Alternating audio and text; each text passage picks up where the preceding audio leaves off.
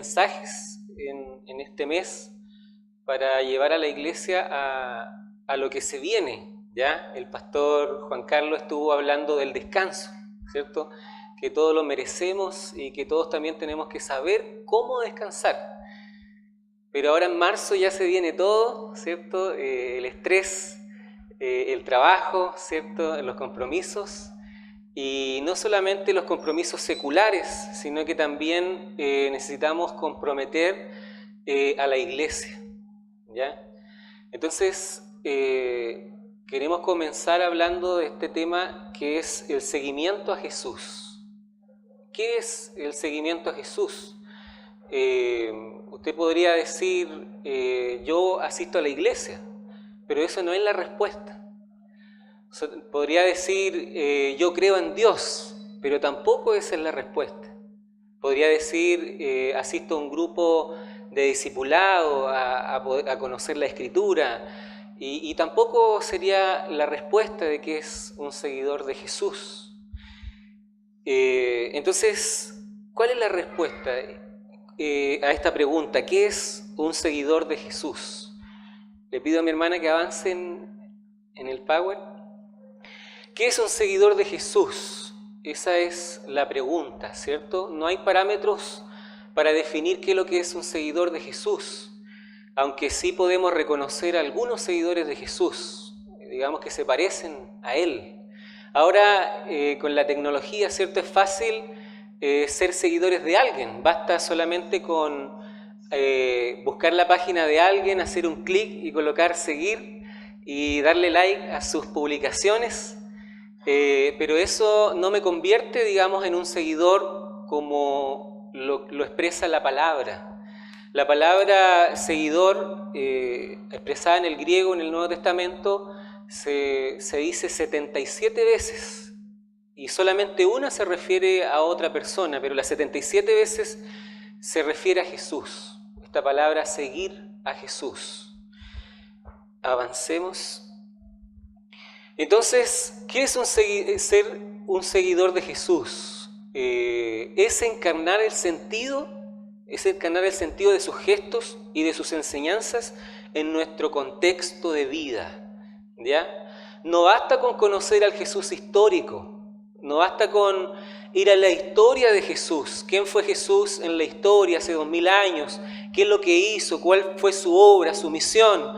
Hay personas que se saben de memoria la Escritura, hay personas que conocen muy bien, ¿cierto? La literatura, pero ser un seguidor de Jesús es encarnar que la palabra que está en la Escritura pueda tomar cuerpo, que pueda hacerse vida en cada uno de nosotros, que cuando la gente pueda mirarnos pueda ver también a Jesús. Es difícil creer en Jesús, sí. Muchas veces criticamos a Tomás en la Escritura cuando le tildamos de Tomás el incrédulo. Pero si nosotros nos ponemos en los zapatos de Tomás, es difícil creer. Porque estamos hablando de un ser trascendente, estamos hablando de un ser que no lo palpamos ni le conocemos personalmente.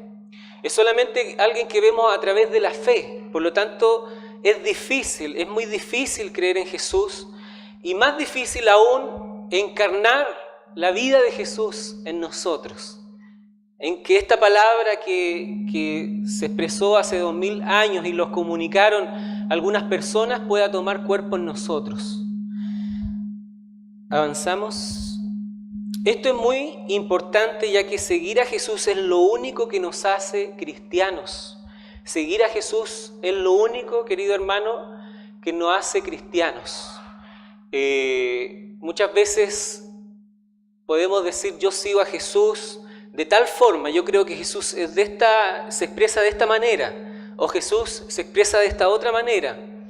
Pero ¿qué es lo que dice la Biblia acerca de quién es Jesús o cómo es Jesús? Cuando nosotros no tenemos un conocimiento escritural, nos equivocamos y pensamos en un Dios que construimos en nuestra propia mente, pero no en el Dios de la Escritura. Mucha gente dice, yo creo en Dios, pero creo a mi manera. yo creo en Dios y no me considero una mala persona. Pero en parámetros bíblicos, ¿qué es lo que es ser un seguidor de Jesús? ¿Qué es lo que es ser cristiano? Entonces, no podemos construir la imagen de Dios, porque la imagen de este Dios ya está expresada en la Escritura. Dios nos ha hablado y Dios se ha revelado por medio de la Escritura. Y como cristianos nos llaman, ¿cierto?, el pueblo del libro, ¿ya? Dios se ha revelado por medio de este libro maravilloso, que para nosotros los protestantes tenemos 66 libros, algunos otros tienen más, y creemos que aquí ha habido revelación de Dios y que Dios nos ha hablado a través de esta Escritura y se ha mostrado, digamos, su imagen.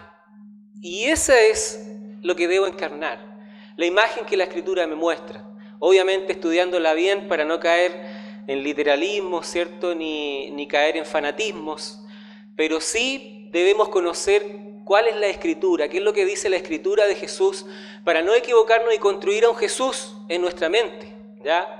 Yo creo en el Jesús que inventé en mi cabeza. No puede ser de esa forma. Necesitamos conocer a Jesús.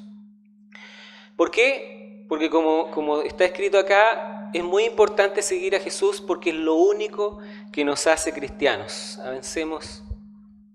Entonces, ¿cómo logramos esto? ¿Cómo logramos conocer o seguir a Jesús? Para ser un seguidor de Jesús debo tener en cuenta las siguientes implicancias. Y la primera implicancia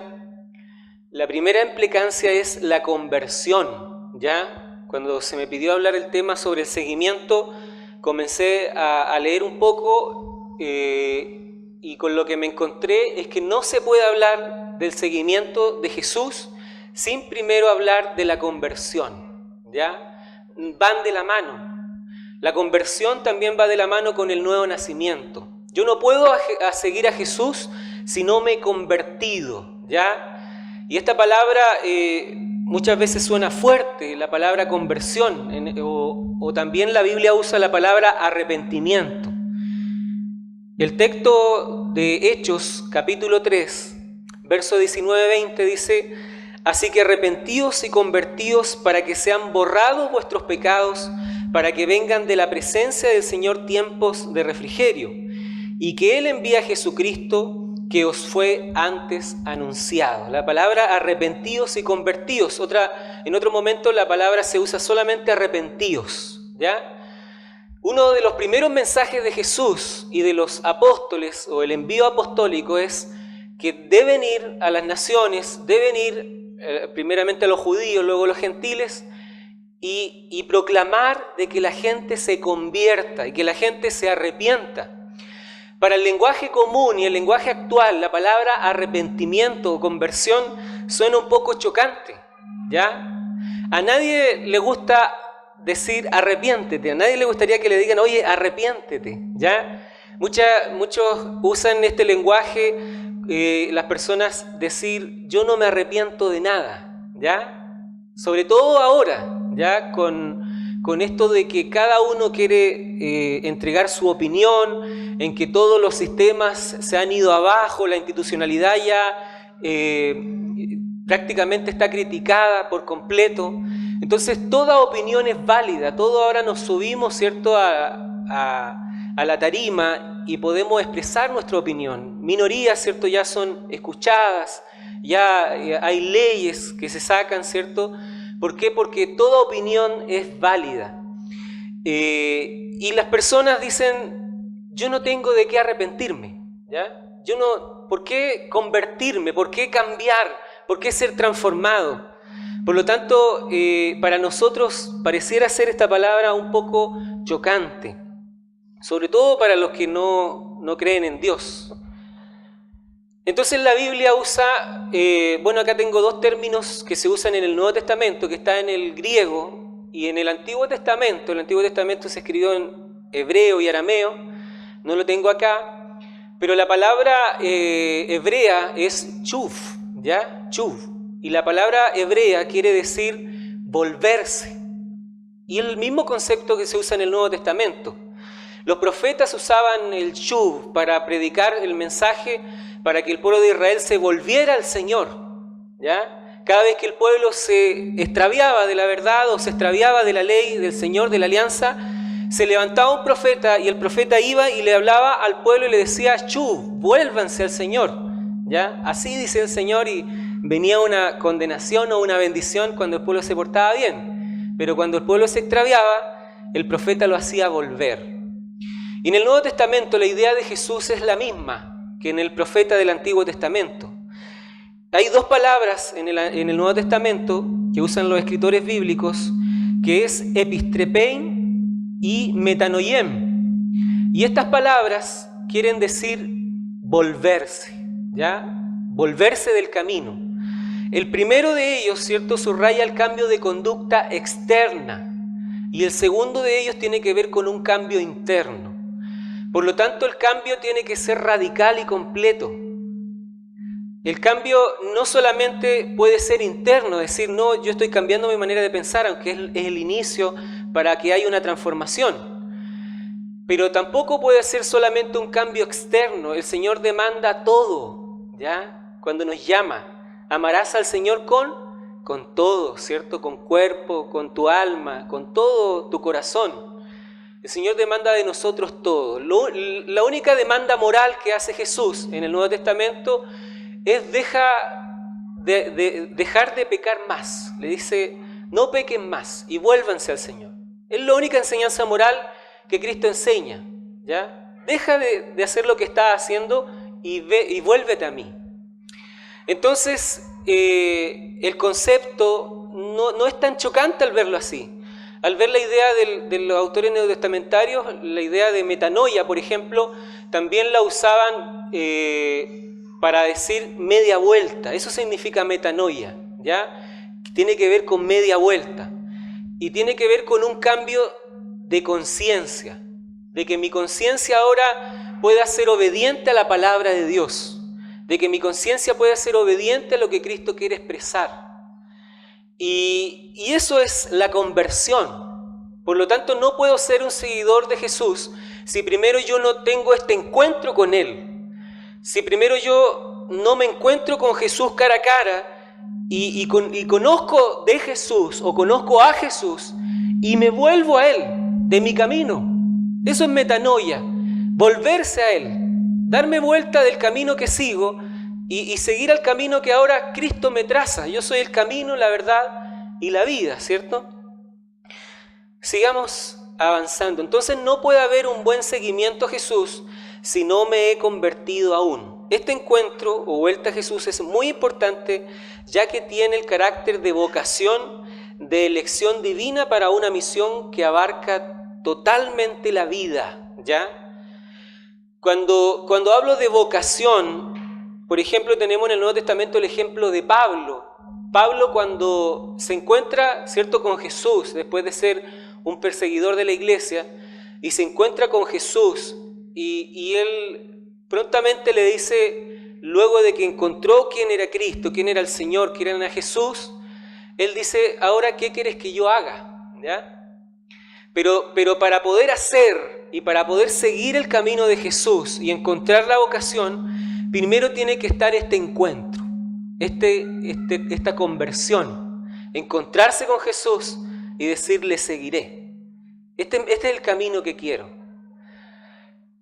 Algunos dijo un predicador por ahí que encontrarse con Jesús es como encontrarse con un camión de frente, ¿ya?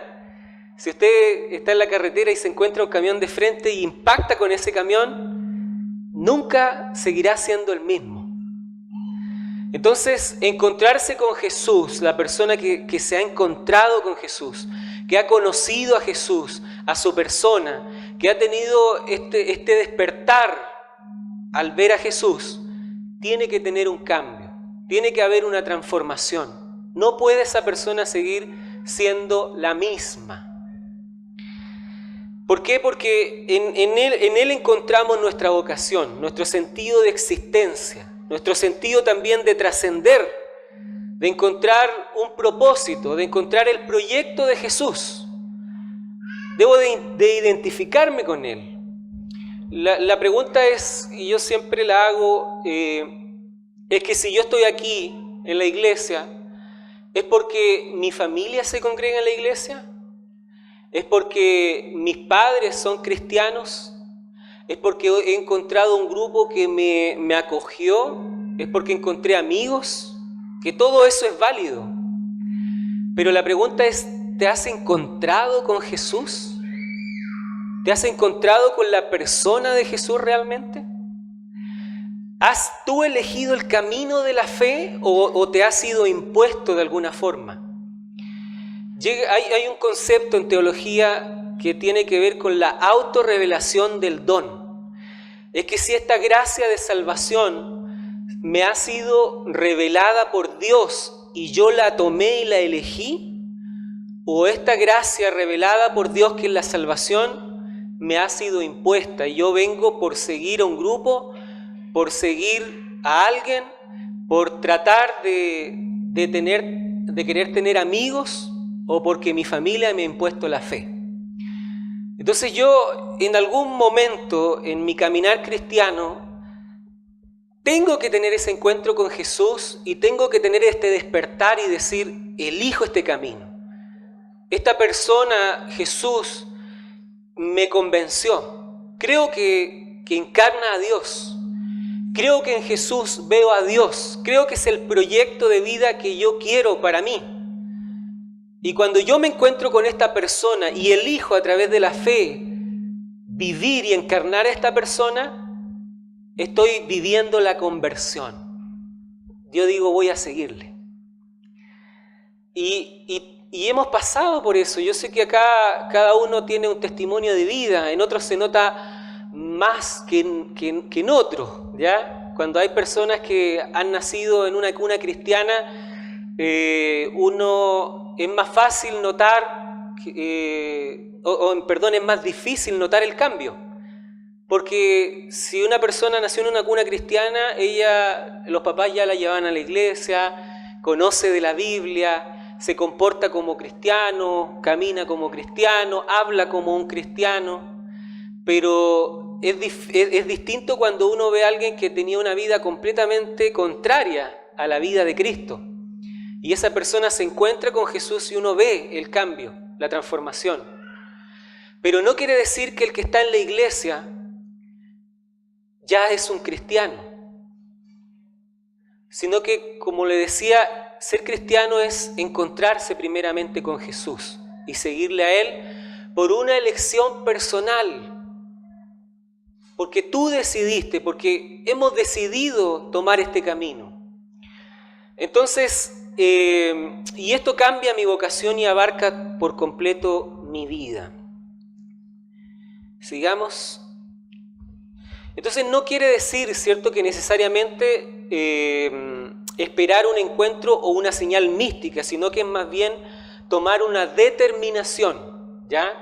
O sea, ser cristiano y seguir a Jesús, cuando Él se me presenta, es tomar una determinación, es decir, yo voy a seguir este camino, yo voy a elegir esto. Pero me gusta apelar, ¿ya? No quiero decir que hay que tener un encuentro místico, pero me gusta apelar a decir que la persona que se ha encontrado con Jesús ha tenido una experiencia con su persona en la fe. No solamente se ha encontrado con el Jesús de la historia, sino que también con el Cristo de la fe, el que vive conmigo, el que camina conmigo, el que siento en mi corazón, el que me da alegría, el que me hace no sentirme solo, el que me hace sentirme acompañado, el que hace que en los momentos de flaqueza yo tenga fuerzas, el que hace que mi lamento se convierta en baile, que mi tristeza en gozo, el que me transforma día a día, el que me alienta, el que levanta mis manos, ¿cierto? Entonces, el creer en Jesús no es solamente creer en algo escrito, en no solamente conocer a un personaje histórico, pensar que ese personaje vivió allá y debo identificarme con él, tanto como identificarme con otro personaje de la historia, como lo hacen algunas personas. Estamos hablando de ser seguidores. Algunos son seguidores de Karl Marx, ¿cierto? Otros son seguidores de Buda. Alguno podría ser seguidor de algún famoso y quiere seguir su estilo de vida. Pero identificarse con Jesús es más que identificarse con un personaje histórico, sino que más bien es identificarse con un personaje que está presente en un encuentro en el ahora, en el aquí y en el ahora. Solamente la persona que ha vivido esta experiencia puede entender a lo mejor de lo que estamos conversando. Y de hecho en mi vida, yo el día de hoy se podría decir que me he convertido en una persona de bien al tener a Cristo. ¿Por qué lo digo? Porque en otro momento no fue así. El día de hoy, ¿cierto? Estoy con mi familia, con mi esposa, con mis 2 hijas en la iglesia. Participamos en un grupo pequeño. Aparte de participar en la iglesia, soy profesor de teología en el Instituto Bíblico Concepción, también en el Instituto Bíblico IDIMIS, que también está en Concepción, y muchas otras cosas más, parte del programa de acogida acá en la iglesia.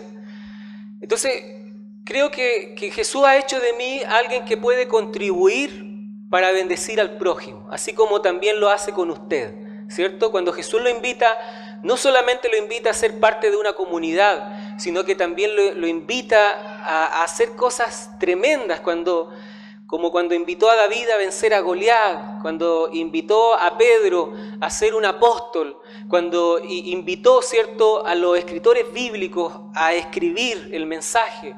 Entonces Jesús nos invita a cosas maravillosas, a cosas tremendas, para ser personas de bien. Pero en otro momento a lo mejor yo caminé, ¿cierto?, en una vida contraria a espaldas de Jesús.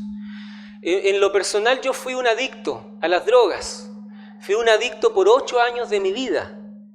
8 años de mi vida se lo entregué a la drogadicción. Pero el Señor se presentó a mi vida y tuve este encuentro con Jesús.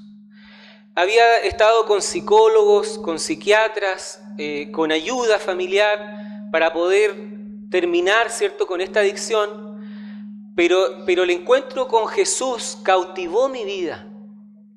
El encuentro con Jesús cautivó mi corazón. Porque el psiquiatra a lo mejor me daba 2 pastillas o me daba una pastilla, pero al final yo me tomaba 2, un trago y seguía anestesiando mi mente. Pero el encontrarme con Jesús me hizo sentir de que yo no estoy solo, de que no es la pastilla, de que no es ni siquiera la familia, de que no es el profesional, sino que es tu misma conexión con Jesús que te hace encontrarte contigo mismo y que te hace saber de que no estás solo en el mundo.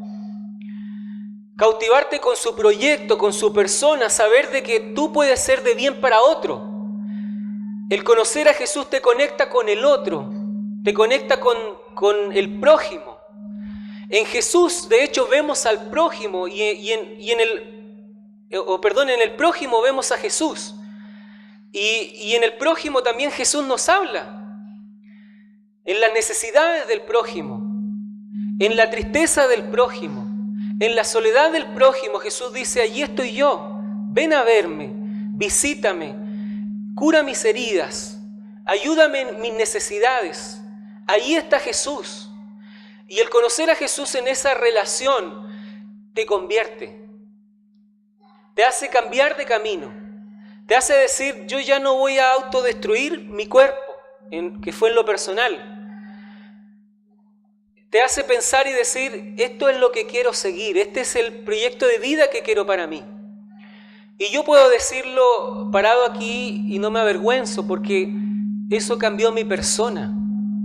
Y ha sido de bien también para otros. Entonces, bendito sea el encontrarnos con Jesús. La segunda implicancia que exige, ¿cierto?, ser un seguidor de Jesús, es que exige una adhesión efectiva a su práctica histórica. Es lo que estoy conversando. Sigamos. Dice la Escritura, por tanto, todo el que me oye estas palabras y las pone en práctica. Bien, hablando de lo que hablaba Jesús, dice que lo que él hablaba, dice, el que lo pone en práctica es la persona efectiva, el seguidor.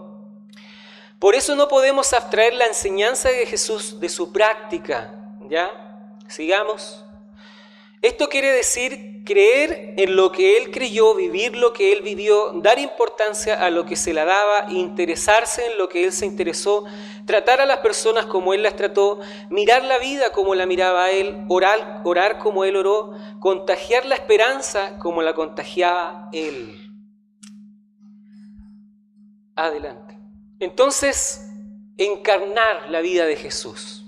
Primero, convertirse, ¿cierto? Encontrarse con Dios. ¿Cuál es el proyecto de Jesús? ¿Cuál es la persona de Jesús? Y sobre todo, entrar, ¿cierto?, en esta relación con Jesús. Encarnarlo. Y decir, yo voy a seguir este proyecto. Entonces, la segunda implicancia es encarnar. ¿Ya? Encontrarme primero, luego encarnar y vivir la vida de Jesús. Y va a ver que es tremendo. ¿Ya? Tremendo, sobre todo cuando podemos ayudar a otro. ¿Ya? Una persona vivía en depresión y un especialista le dijo que la mejor solución para la depresión era lavarse la cara, salir de la casa y ayudar a otro.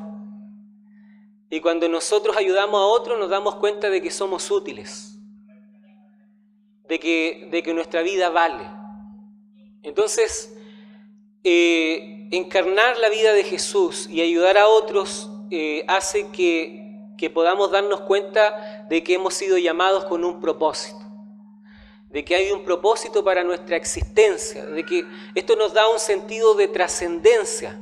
La vida no es solamente vivir de una forma individual para mí y para mi familia, sino que también la vida consiste en saber qué puedo hacer con el otro. Yo no quiero pasar por esta vida solamente respirando, comiendo y yendo al baño.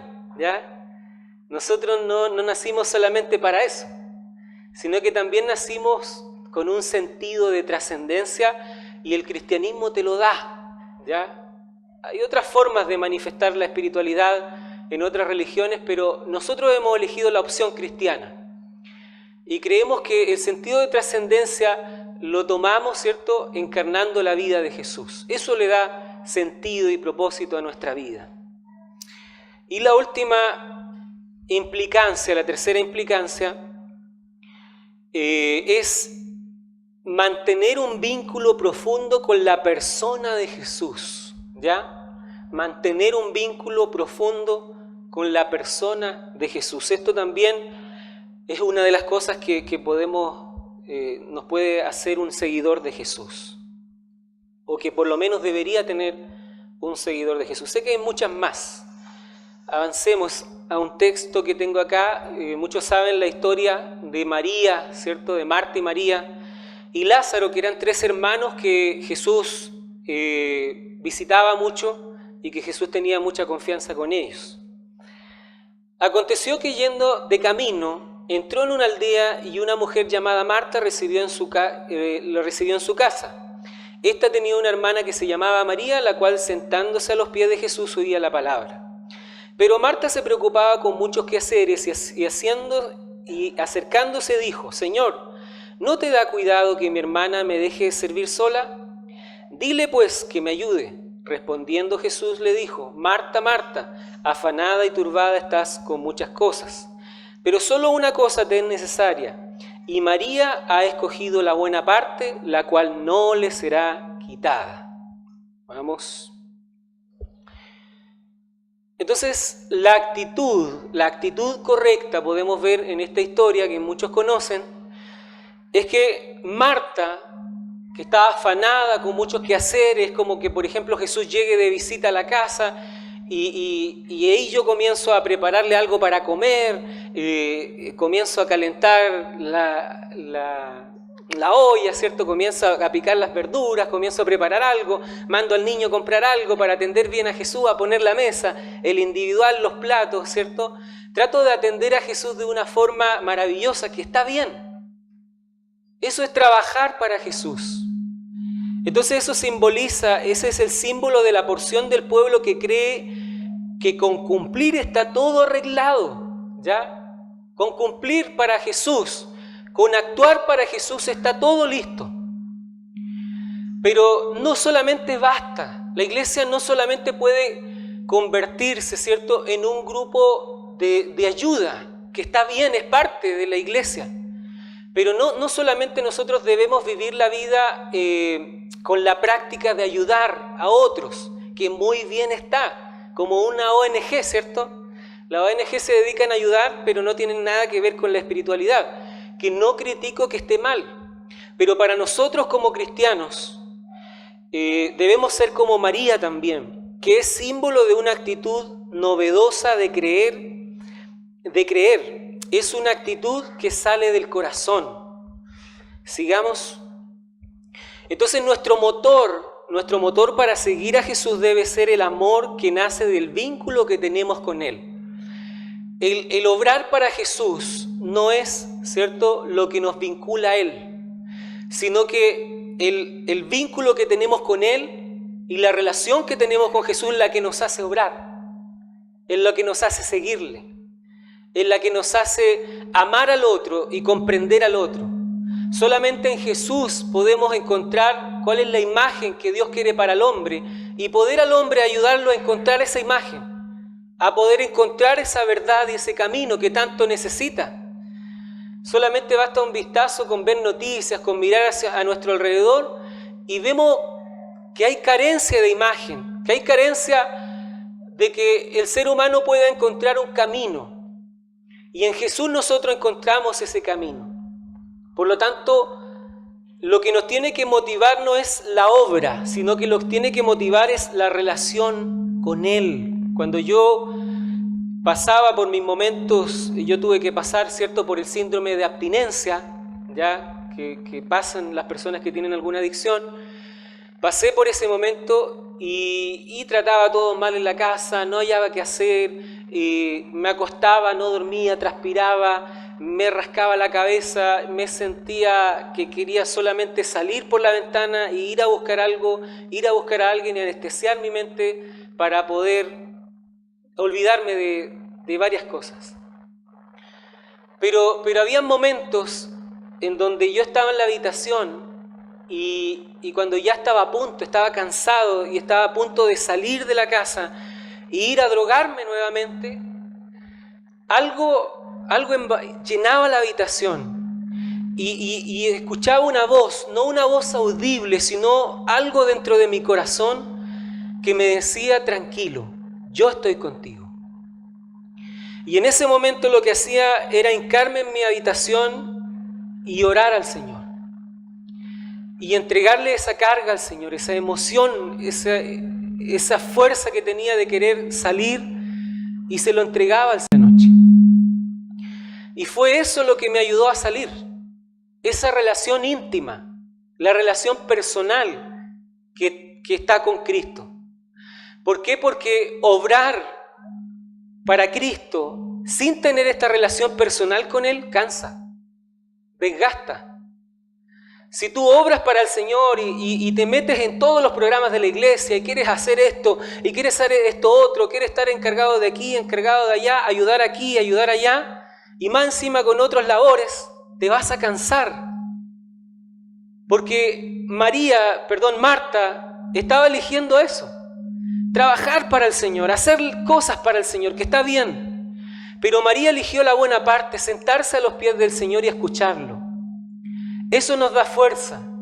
Y eso es nuestro motor que nos va a hacer obrar para los demás y salir adelante. Entonces, el motor no debe ser el querer obrar, sino que el motor debe ser tener una relación personal con Él para que eso me impulse a orar. O si no, va a ser un acto vacío. Un acto vacío, y si yo me meto o me comprometo con actividades, me voy a cansar si no mantengo esta relación con Dios. Miren lo que decía Pablo en Filipenses, dice: sigo adelante esperando alcanzar aquello para lo cual Cristo Jesús me alcanzó a mí. Pablo tenía una meta. Y él dice: sigo esperando alcanzar aquello para lo cual primeramente Cristo me alcanzó. sea, Pablo tenía una meta, el apóstol Pablo fue tremendo. O sea, la mitad del Nuevo Testamento fue escrito por Pablo, ¿ya? O por lo menos la idea de Pablo está ahí. De 27 libros, 16, contando el libro de Hebreos, lo escribe el apóstol Pablo. El apóstol Pablo influyó el cristianismo de una manera sorprendente. Fue el primer escritor bíblico. Escribió en el 49 más o menos después de Cristo. Y todos los escritores bíblicos que vinieron después, la mayoría había ya escuchado a Pablo. Por lo tanto, Pablo fue un tremendo hombre de Dios, un hombre que obró tremendas cosas para el Señor y por el Señor. Pero él tenía claro, primeramente, que todo dependía de la relación que tenía con Jesús. Cristo Jesús que me alcanzó a mí. Tenía claro que el que primero lo había alcanzado era Él. Él no obraba para alcanzar al Señor. Oh, voy a obrar para que el Señor se agrade de mí, para que el Señor me vea y me ame más. No, sino que Él obraba porque el Señor ya lo había alcanzado y Él tenía claro que lo que estaba haciendo era por el amor y la relación que tenía con Él.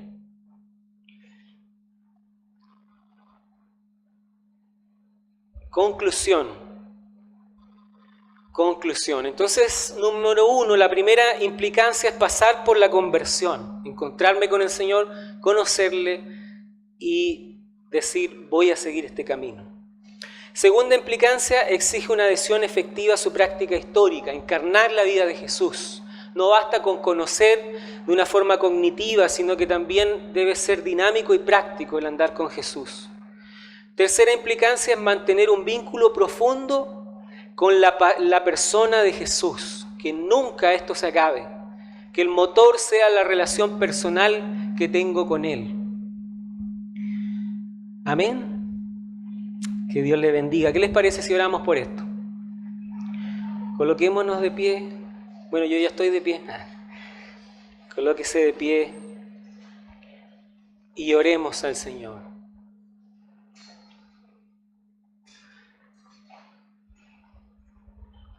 Queremos ir repasando estos temas. El próximo tema será el discipulado. ¿Por qué? Porque queremos que este año puedan comprometerse con algunos trabajos de la iglesia que van a comenzar en marzo. Hay mucho que hacer en el centro comunitario, en el programa de acogida, en el preuniversitario, en los talleres que se hacen también y en los trabajos de la iglesia. Entonces, lo primero es ser un seguidor de Jesús. ¿Bien? Lo que queremos es que hayan seguidores de Jesús que puedan encarnar la vida de Él y mostrarlo a Él. Que eso sea el motor de todo. Así que oremos para que el Señor envíe obreros a su mies. La Biblia dice que la mies es mucha, pero que los obreros son pocos. Siempre faltan manos, en todas partes, ¿ya? Siempre falta gente que ayude. Así que oremos por eso. Padre, en el nombre de Jesús, te damos gracias, Señor, porque podemos congregarnos este día junto a nuestros hermanos. Gracias porque podemos cantarte a ti, adorarte, expresarte nuestro amor, nuestra gratitud, Señor, por lo que tú has hecho por nosotros, primeramente en la cruz del Calvario, y por lo que haces el día de hoy en nuestras vidas, en nuestras familias, Señor. Bendice nuestra congregación, Señor, la primera iglesia bautista de Coronel. Gracias por los hermanos que tenemos, por los pastores, por los líderes de equipo, Señor, y por cada uno, Señor, de los que se congrega, Señor. Te pedimos que la iglesia, Señor, pueda convertirse en una seguidora de Jesús, que sea como la iglesia primitiva, la iglesia que está en el libro de Hechos, una iglesia que era dinámica, una iglesia que más que iglesia era un movimiento, Señor, que no paraba, Señor, que no estaba estático, sino que iba, Señor, y cada día, dice tu palabra, que compartían la palabra, compartían en la mesa, que no había necesidad, Señor, dentro de esa iglesia y que sobre todo cada día se añadían, Señor, los que habían de ser salvos. Padre, en el nombre de Jesús, que los proyectos que están en la iglesia puedan ser acogidos por los hermanos, que tu Espíritu Santo pueda motivar los corazones, Señor, a que puedan comprometerse con la obra de tu reino, con el proyecto de Jesús, Señor, por lo cual Él vivió, murió y resucitó el día, Señor, de hoy, para estar con nosotros y acompañarnos. Padre, bendice a cada uno de los que se ha hecho cita en este día y que se vayan con una bendición, Señor, a sus hogares. Que en el secreto puedan tener esta relación contigo, Señor, y puedan ser vivificados, Señor, en ese lugar. Te lo pido en el nombre de Jesús. Amén y amén. Que Dios les bendiga.